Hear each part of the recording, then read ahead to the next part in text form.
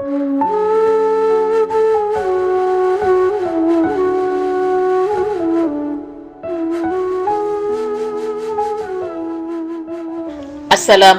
warahmatullahi wabarakatuh. A'udzubillahi minasyaitonirrajim. Bismillahirrahmanirrahim.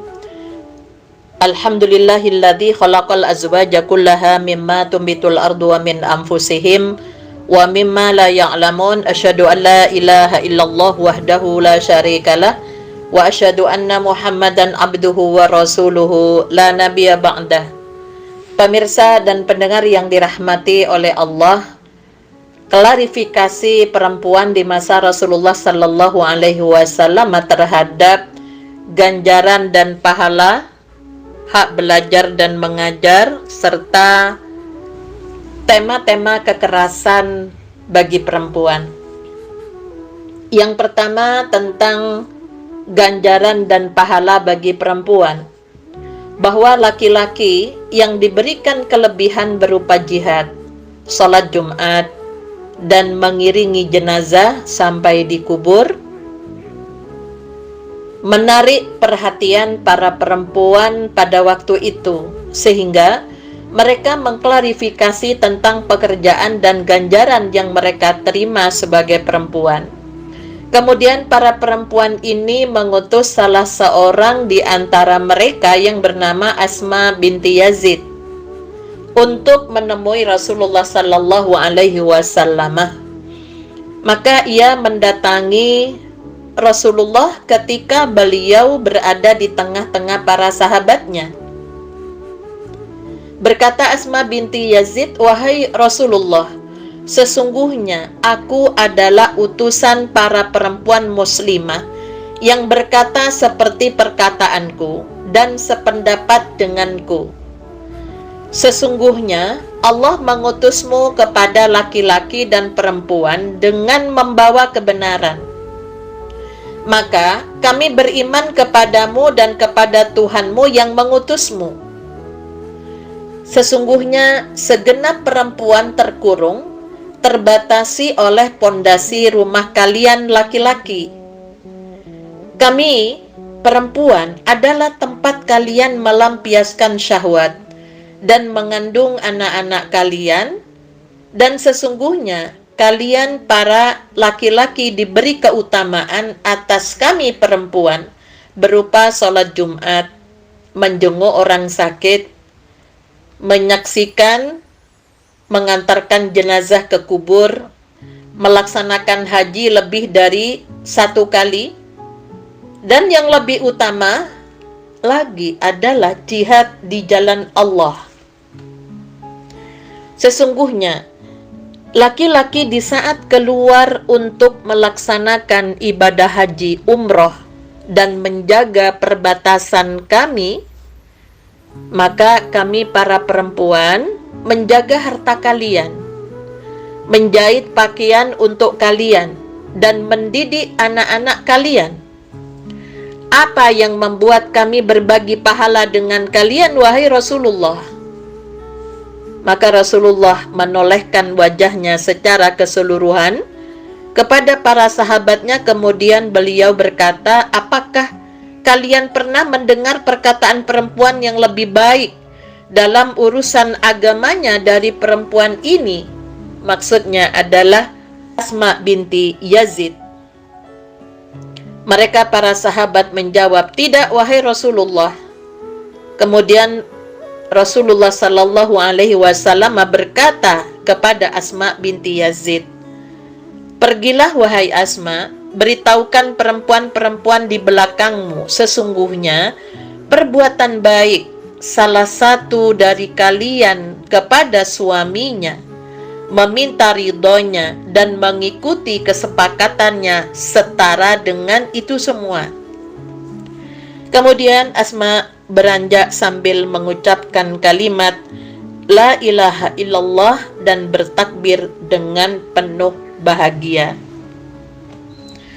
Pemirsa dan pendengar yang dirahmati oleh Allah, untuk sholat Jumat memang bagi perempuan termasuk yang dikecualikan.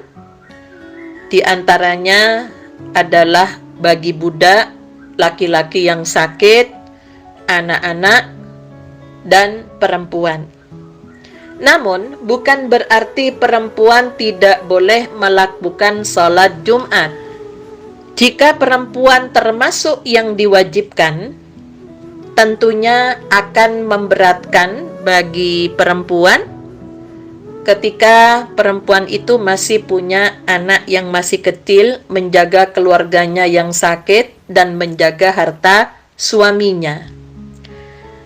Namun, jika perempuan termasuk yang dikecualikan, maka perempuan tetap berupaya untuk melaksanakan salat berjamaah bersama perempuan yang ada di rumahnya. Memang berbeda dengan hari raya. Kalau hari raya bahkan Rasulullah memerintahkan perempuan yang haid pun dianjurkan untuk hadir ke tempat sholat, menyaksikan mereka sholat, mendengarkan khatib atas pesan-pesannya baik kepada laki-laki dan perempuan, dan juga mengamini doa yang disampaikan oleh khatib untuk seluruh jamaah yang hadir pada waktu itu. Rasulullah Sallallahu Alaihi Wasallam di hari raya dan juga ketika perempuan haji di Arafah selalu berpesan bukan hanya kepada laki-laki, namun Rasulullah juga datang menghadiri komunitas perempuan. Beberapa pesan yang disampaikan terkait dengan apa yang harus dilakukan dan hak-hak bagi perempuan. Sedangkan mengikuti iring-iringan jenazah, apalagi menyaksikan jenazah dimasukkan ke liang lahat, Islam memang melarang perempuan untuk ikut serta. Namun bukan berarti perempuan tidak boleh ziarah kubur, karena ziarah kubur itu setelah turun surat At-Takasur, maka Rasulullah menganjurkan sunnahnya ziarah kubur untuk mengingat kematian. Mengapa perempuan dilarang mengikuti iring-iringan jenazah? Karena secara psikologis kebanyakan perempuan terbawa dengan emosionalnya, dengan angan-angannya, sehingga kadang-kadang di tengah-tengah kerumunan bisa semaput, yang akhirnya merepotkan juga bagi laki-laki, dan kadang yang mengusungnya itu bukan mahramnya. Ya, ini beberapa yang perlu kita ambil hikmah di balik Allah melarang lewat Rasulnya berkaitan dengan perempuan ikut iring-iringan jenazah ke kubur. Adapun terkait dengan perang, sebenarnya walaupun perempuan tidak diwajibkan untuk terjun ke medan perang, namun ada sisi lain yang bisa dilakukan oleh perempuan, seperti membantu di dapur umum, di tim kesehatan, dan menyiapkan bekal untuk suami atau para pejuang yang tentunya karena perang itu nggak bisa hanya sehari dua hari, waktunya panjang, ya, sehingga bekal-bekal yang dibutuhkan ini bisa dilakukan oleh para perempuan. Yang kedua, menuntut hak belajar dan mengajar para perempuan dalam masyarakat Islam. Yang pertama adalah para pelopor dalam segala hal. Mereka mengetahui apa yang mereka inginkan, sehingga mereka menuntut haknya untuk belajar dan mengajar. Pada suatu hari, mereka berkumpul dan pergi menemui Rasulullah Sallallahu Alaihi Wasallam dan berkata, "Wahai Rasulullah, engkau telah mendahulukan laki-laki atas kami, perempuan. Maka jadikanlah bagi kami 1 hari dari dirimu untuk mengajarkan kami perempuan." Kemudian Rasulullah berjanji untuk menemui dan menasehati mereka, memberi pelajaran di antara yang diucapkan yang berupa pesan Rasulullah kepada mereka adalah sebagaimana yang diriwayatkan dalam hadis Bukhari, tidak ada seorang perempuan yang menyerahkan 3 anak dari perempuan kecuali anak perempuannya tersebut menjadi penghalang bagi dirinya dari api neraka. Kemudian berkata seorang perempuan, bagaimana kalau 2 orang? Beliau berkata, iya, 2 orang, maksudnya 2 orang pun bisa menjadi penghalang dirinya dari api neraka. Artinya, jika seorang ibu berhasil mendidik anak perempuannya 3, 2, atau 1 untuk mampu memelihara kehormatan dirinya sebagai perempuan, maka kehadiran anak perempuan itu bisa menjadi penghalang dari api neraka. Artinya peluang besar bagi orang tua untuk menjadi penduduk surga. Sedangkan yang ketiga, tentang tema-tema kekerasan pada perempuan seperti tema nusus, artinya membangkang suami. Dalam Al-Quran, istri yang nusus boleh dipukul setelah melalui tahapan hukuman sebagaimana pada Quran surat An-Nisa ayat 34, wallati takhafuna nusyuzahunna fa'idhuhunna wahjuruhunna fil madaji'i wadribuhun fa in ata'nakum fala tabawu alaihinna sabila innallaha kana aliyan kabira. Perempuan-perempuan yang kamu khawatirkan akan nusus, hendaklah kamu beri nasihat kepada mereka. Tinggalkanlah mereka di tempat tidur, artinya pisah ranjang, dan kalau perlu, pukullah mereka. Tetapi jika mereka mentaatimu, maka janganlah kamu mencari-cari alasan untuk menyusahkannya. Sungguh Allah Maha Tinggi lagi Maha Besar. Ketika Al-Quran memperkenankan laki-laki memukul perempuan, para perempuan di Madinah waktu itu bertambah menderita. Sekelompok perempuan berkumpul di sisi rumah Rasulullah Sallallahu Alaihi Wasallam sehingga jumlah mereka kira-kira mencapai 70 orang sebagai bentuk protes atas perilaku buruk para suami terhadap mereka. Pada hari berikutnya Rasulullah Sallallahu Alaihi Wasallam berkata kepada para sahabatnya untuk menjelaskan permasalahan ini, sebagaimana yang dikisahkan dalam Sunan Al-Kubra, bahwa semalam keluarga Muhammad dikelilingi oleh 70 orang perempuan yang mengeluhkan suami-suami mereka, dan mereka tidak mendapatkan kalian sebagai orang yang terpilih. Yang dimaksud dengan mereka tidak mendapatkan kalian sebagai orang yang terpilih, yaitu bahwa orang yang memukul istrinya bukanlah termasuk orang-orang muslim pilihan.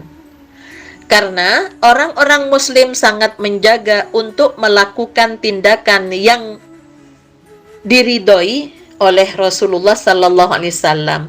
Memukul dan menyakiti perempuan tanpa sebab atau karena persoalan kecil itu tidak diridhoi oleh Rasulullah, yang tentunya juga berdampak pada tidak diridhoinya oleh Allah Subhanahu wa Ta'ala. Pada hadis yang diriwayatkan oleh Ibnu Majah dan Tirmidzi, ala wastausu bin nisa'i khairan, saling berwasiatlah kalian tentang kaum perempuan dengan baik-baik. Fa innama hunna awanun indakum laisa tamlikuna minhunna syai'an ghaira dzalik.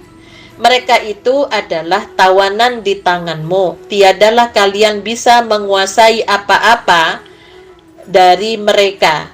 Illa ayyatina bifahishatim mubayyinah.